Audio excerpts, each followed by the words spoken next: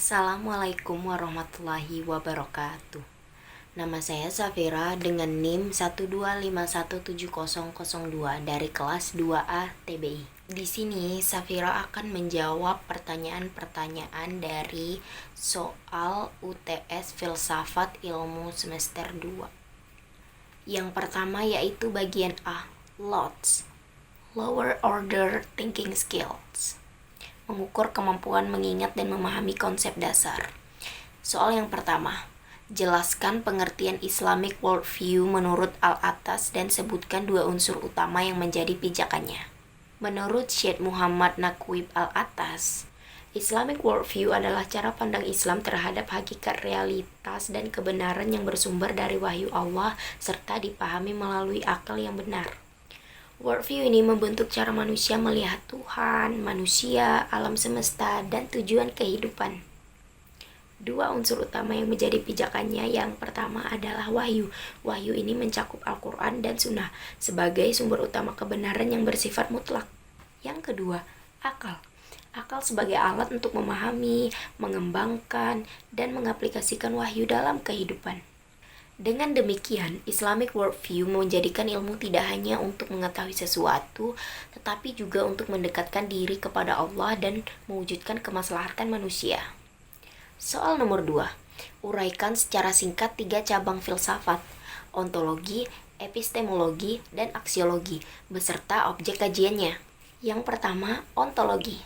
Ontologi adalah cabang filsafat yang membahas hakikat atau keberadaan sesuatu. Objek kajiannya adalah realitas atau apa yang benar-benar ada. Yang kedua, epistemologi. Epistemologi adalah cabang filsafat yang membahas asal-usul, metode, dan validitas pengetahuan.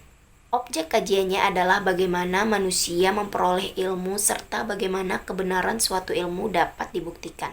Yang ketiga, aksiologi. Aksiologi adalah cabang filsafat yang membahas nilai, tujuan, dan manfaat ilmu. Objek kajiannya adalah penggunaan ilmu secara etis dan tanggung jawab manusia terhadap ilmu tersebut. Soal nomor 3. Apa definisi ilmu menurut Al-Ghazali dalam Ihya Ulum Al-Din? Sebutkan 2 pembagian ilmu dalam khazanah Islam klasik. Menurut Imam Al-Ghazali, ilmu adalah pengetahuan yang dengannya sesuatu menjadi jelas sesuai dengan hakikatnya dan dapat mengantarkan manusia kepada kebenaran serta mendekatkannya kepada Allah Subhanahu wa Ta'ala. Dalam khazanah Islam klasik, ilmu dibagi menjadi 2, yaitu 1. Ilmu fardu ain, yaitu ilmu yang wajib dipelajari oleh setiap individu muslim seperti ilmu akidah, ibadah, dan akhlak. Yang kedua, ilmu fardu kifayah, yaitu ilmu yang wajib dikuasai oleh sebagian anggota masyarakat untuk memenuhi kebutuhan bersama seperti ilmu kedokteran, ekonomi, teknik, dan pertanian. Soal nomor 4.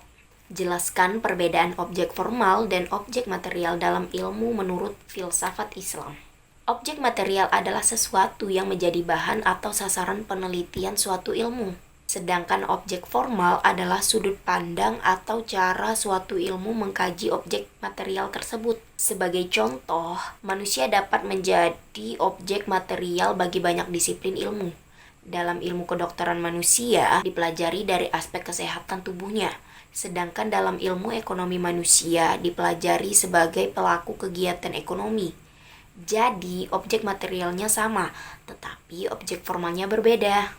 Yang berikutnya ada poin B, MOTS, Middle Order Thinking Skills, mengukur kemampuan menganalisis dan menerapkan konsep. Berikutnya yaitu soal nomor 5. Analisis bagaimana Islamic worldview mempengaruhi tujuan, metode, dan nilai dalam pengembangan ilmu di peradaban Islam. Yang pertama dari sisi tujuan. Ilmu tidak hanya bertujuan memperoleh pengetahuan, tetapi juga sebagai bentuk ibadah kepada Allah dan menciptakan kemaslahatan bagi masyarakat. Yang kedua dari sisi metode. Ilmu dikembangkan melalui peradaban antara wahyu, akal, observasi, dan pengalaman empiris. Dengan demikian, penelitian ilmiah tetap menghormati nilai-nilai agama. Ketiga, dari sisi nilai. Ilmu tidak bersifat bebas nilai, melainkan harus berlandaskan kejujuran, keadilan, tanggung jawab, dan kemanfaatan. Karena itu, perkembangan ilmu dalam peradaban Islam selalu diarahkan untuk menjaga martabat manusia dan lingkungan. Soal yang keenam, bandingkan peran akal dan wahyu sebagai sumber ilmu pengetahuan menurut filsafat ilmu Islam. Pada titik mana keduanya saling melengkapi dan tidak bertentangan? Dalam filsafat ilmu Islam, akal dan wahyu merupakan dua sumber ilmu yang saling melengkapi. Akal berfungsi untuk berpikir, menganalisis, menarik kesimpulan, dan mengembangkan ilmu berdasarkan pengalaman serta penelitian. Sementara itu, wahyu menjadi sumber kebenaran mutlak yang memberikan petunjuk tentang hal-hal yang tidak dapat dijangkau sepenuhnya oleh akal, seperti persoalan akidah, tujuan hidup, dan nilai moral. Keduanya tidak bertentangan karena berasal dari Allah yang sama. Akal digunakan untuk memahami wahyu, sedangkan wahyu membimbing akal agar tidak menyimpang dari kebenaran. Oleh sebab itu, ketika akal dan wahyu berjalan bersama, ilmu akan berkembang secara rasional sekaligus bermoral. Yang berikutnya soal nomor 7. Jelaskan mengapa cabang filsafat ilmu penting untuk memahami validitas dan batasan ilmu dalam Islam. Berikan satu contoh penerapan pada ilmu ekonomi.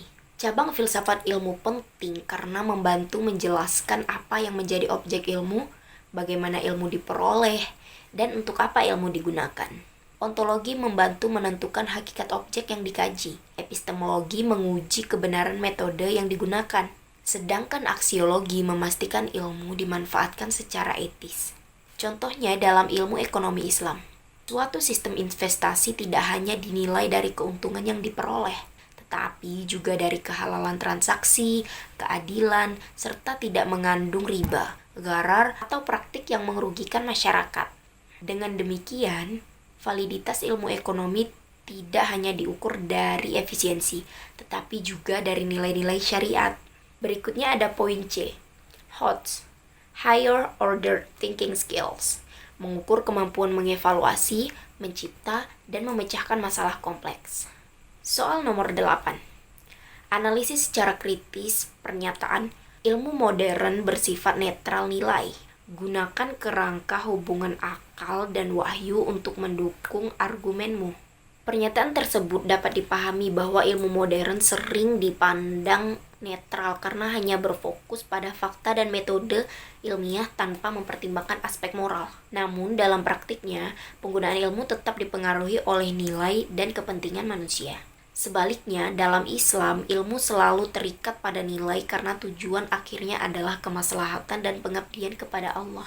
Melalui kerangka akal dan wahyu, akal digunakan untuk menemukan dan mengembangkan ilmu, sedangkan wahyu memberikan kebatasan etis agar ilmu tidak disalahgunakan.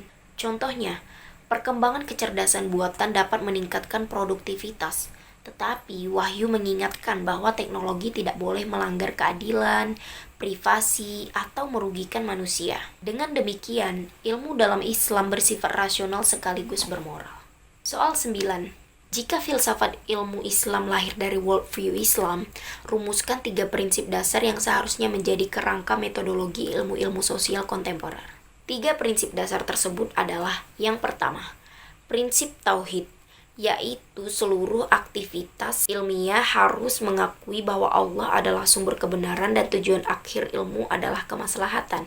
Yang kedua, prinsip integrasi akal dan wahyu, yaitu penelitian harus menggunakan metode ilmiah yang rasional sekaligus mempertimbangkan nilai-nilai Al-Quran dan Sunnah. Yang ketiga, prinsip etika dan keadilan, yaitu ilmu harus memberikan manfaat bagi masyarakat, menjaga martabat manusia, serta menghindari eksploitasi dan ketidakadilan. Dengan ketiga prinsip tersebut, ilmu sosial tidak hanya menghasilkan teori, tetapi juga solusi yang berorientasi pada nilai dan tanggung jawab moral. Yang terakhir yaitu soal nomor 10. Evaluasi relevansi integrasi akal wahyu dalam menyelesaikan krisis epistemologi dan etika ilmu di era revolusi AI saat ini. Di era revolusi AI, ilmu berkembang sangat cepat sehingga muncul krisis epistemologi, yaitu sulitnya membedakan informasi yang benar dan salah, serta krisis etika seperti penyalahgunaan data, memanipulasi informasi, dan hilangnya tanggung jawab moral. Integrasi akal dan wahyu menjadi sangat relevan untuk mengatasi masalah tersebut.